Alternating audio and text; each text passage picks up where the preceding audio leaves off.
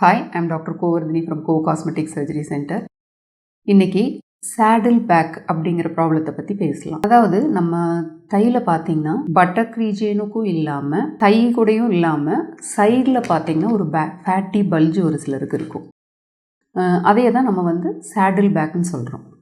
இப்போ என்னென்னா இந்த ப்ராப்ளம் ஒரு சிலருக்கு ஹெரிடிட்ரியாகவும் இருக்குது. பார்த்திங்கன்னா பாட்டிக்கு இருக்கும், மதருக்கு இருக்கும், பொண்ணுக்கு அந்த மாதிரி வரவும் வாய்ப்பு இருக்குது.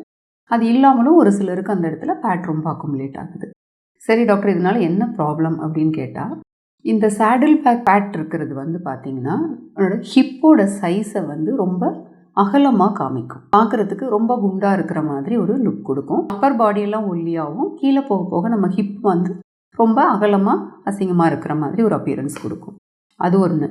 இன்னொன்று பார்த்துட்டிங்கன்னா ட்ரெஸ்ஸஸ் வேர் பண்ணும்போது, அதாவது தைஸ் எல்லாம் பார்த்தா ஒல்லியாக இருக்கிற மாதிரி இருக்கும். அதுக்கு தகுந்த சைஸ் நம்ம ட்ரெஸ் செலக்ட் பண்ணி ஒரு பேண்ட்டோ ட்ரெஸ்ஸோ எடுக்கும்போது ஹிப் சைஸ் டைட்டாக இருக்கும். ஹிப் சைஸுக்கு நம்ம செலக்ட் பண்ணி ட்ரெஸ் எடுத்தோன்னா லெக்ஸ் எல்லாம் ரொம்ப லூஸாக இருக்கும்.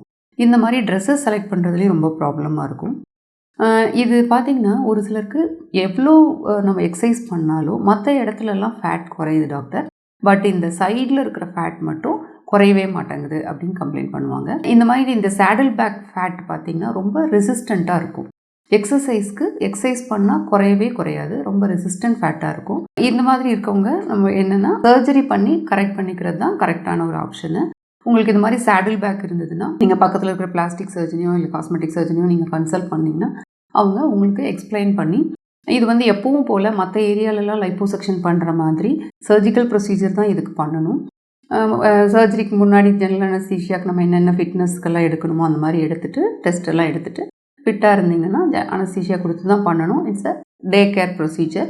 உங்களுக்கு 2 சைடு ஃபேட்டையும் அந்த எக்ஸஸ் ஃபேட்டையும் நல்லா மார்க் பண்ணிவிட்டு அந்த ஏரியாவில் உங்களுக்கு லைப்போசெக்ஷன் பண்ணி அந்த ஃபேட்டை நல்லா குறைச்சிக்கலாம்.